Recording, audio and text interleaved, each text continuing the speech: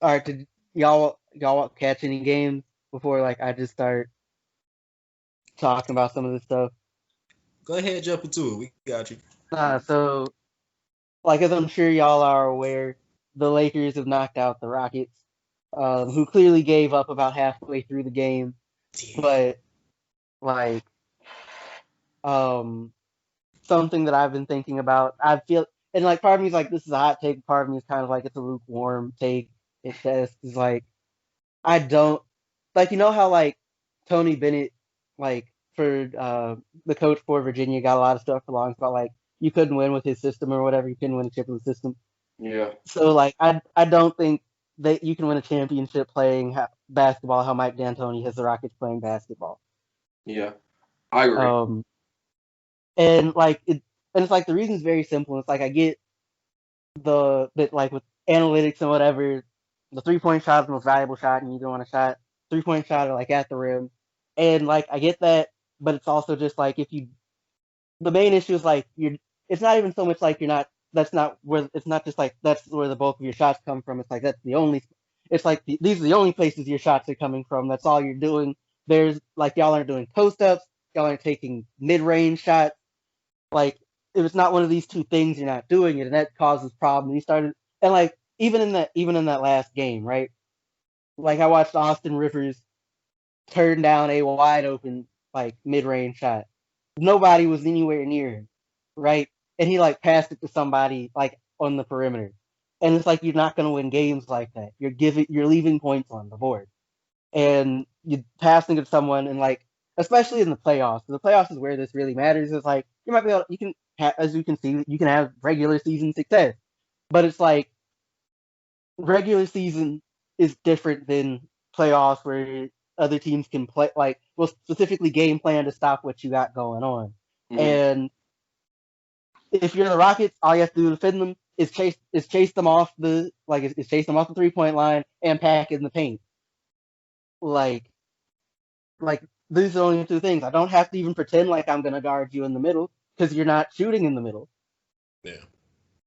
Like you're just much easier to defend, and then like you're not do. And it's like the other team is of course doing all these things and playing their basketball, and it's just a recipe for failure. Like you can have one player playing like that. Like if Harden like plays like that the rest of his career, it's fine. But you can't have a whole team that never takes mid range shots. Um, I have often thought for years that Mike D'Antoni is the gonna go down as the most overrated coach of all time. Because he is a coach that will never win a championship. I wholeheartedly agree with you. The mid range, like if you see any championship team, they have their best players shoots mid range jump shots and aren't just one dimensional offensively or like two dimensional offensively. Like you're very varied. You know what I mean? Like you have your best scorer shoots mid range jump shots. It's like always. It's like how it works. You know what I mean? But his systems are not set up that way. His systems aren't set up for playoff basketball because it's a what do you want to call it? I guess it's like it's outplayed, I guess, or overplayed when you hear like TNT or ESPN analysts go, in the playoff, the ball slows down. Like it's played out, but it's true. And the way Mike D'Antoni's system goes, like it's transition threes and just threes, threes, threes. So when the ball slows down against the best teams, they're going to lose automatically. That's why James Harden can never get over quote unquote the hump. And it's not necessarily why James Harden can't get over the hump. It's why Mike D'Antoni can't get over the hump because his whole career has shown that he can't get over this figurative hump. You know what I mean?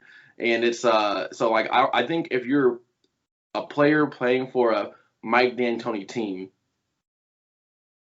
if you're a smart basketball person, you are a basketball analytical person or whatever, a person who looks into basketball, you can never blame the players. You have to always blame Mike D'Antoni because it's at the end of the day, it's a system, and it's been going on for years. When he had that atrocity of a time in Los Angeles with the Lakers, and then with the Suns. like with the Knicks. Yeah, he was with the Knicks too. Yeah, I I think don't Winslow was there. I don't understand how he keeps getting a job. Like he shouldn't get a job as a head coach. Tom Thibodeau should not be getting should not be getting a job as a head coach. Like, but for some reason, Mike D'Antoni's style of basketball is considered quote unquote sexy, and for some reason, leaving the big man out and just like we're gonna play small ball, that couldn't have worked. Like it's not a thing that could work, and it had flashes of oh man, yeah, this is gonna work.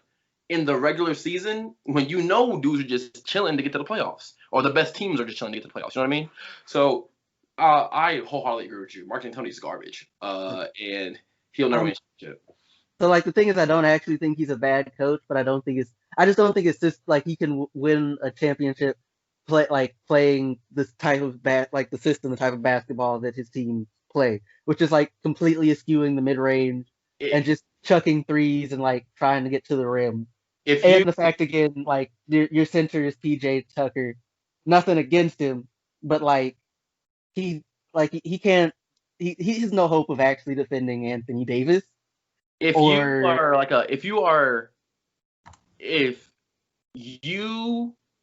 style of coach, right, or style of play, or like you as a coach, if it said that your style of coaching will not win championships, period, to me, you're an awful coach because that's predicting the future that you won't win championships in the future based off your style of coaching, right? So we can say a guy like Brad Stevens, right, never won a championship, but we can never say that his style of coaching will never win him a championship because we can see like it's close enough to other styles that it's possible it might work.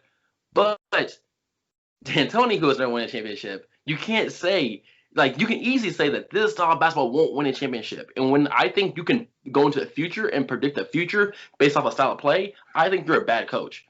Yeah. Personally. Yeah. I mean, if I'm gonna make an argument though, until Virginia won a championship, we said they weren't gonna win a championship playing that style of ball. I never said. People said that. Let me rephrase that. Lots of people said that. Yeah. Until it happened. But like once we said 1,000 times in this podcast, like people really don't know basketball. like generally, like people, like the general population doesn't know basketball. Like if you watch West Virginia play, you got a lot of work. No, we're talking about Virginia, not West Virginia. That's a different dude. What? You said West Virginia. You said West Virginia. We're talking about Virginia. West Virginia has a different coach. I'm smoking that rock. My bad. My bad. Oh, too real of a joke. Okay. Oh, my bad. West Virginia. But I don't know. I also think it's harder to say that for college coaches, for big time college coaches. You know what I mean? Like big time college coaches. Like you can say that for like I don't know, FAMU, right?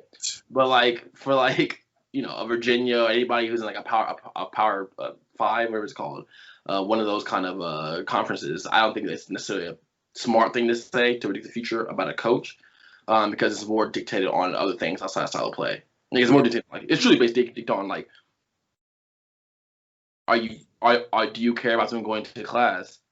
Do you like? It depends on other things. Are you getting the best recruits? Because like if you get the best recruit, like you're gonna automatically shoot up into the basketball on the college ranks. So I think it's a little bit different. But in the NBA, it's like the coach system really matters. Like if a coach were to go and tell Embiid and like make a system to where Embiid is not shooting very many threes, but it's getting the ball on the block, the 76ers will win like a lot more games deeper into the playoffs. Like, but Brett Brown isn't that guy because his system isn't for that. You know what I mean? So like, I think the system means a lot more in the NBA than it does in college. Okay. I got a question for both of y'all. Well, it's really play a game with me. What pieces? Shut up.